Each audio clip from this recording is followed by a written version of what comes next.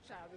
Mo sono andato a Milano a vedere l'Expo, i treni passavano ogni 1 minuto e mezzo praticamente, e qua invece la metro più o meno ogni 10 minuti, un quarto d'ora passa, invece per andare più in periferia proprio ci vogliono le ore, e questa è la cosa ai mezzi pubblici.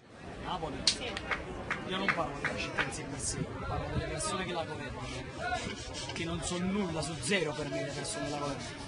Senza fare nomi, già mi hai capito chi è. Sì. E non funziona nulla a livello di metropolitana, gli autobus, e se c'è una buca a terra non viene riparata.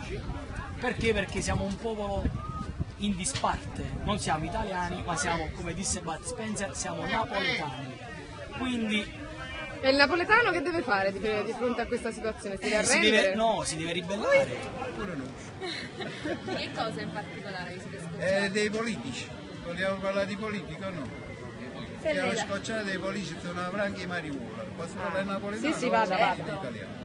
E cosa in particolare non le piace di come... Che sono dei ladri e soprattutto non vanno in galera.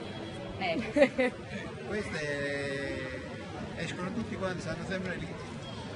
E cosa pensa che si dovrebbe fare per migliorare questa città?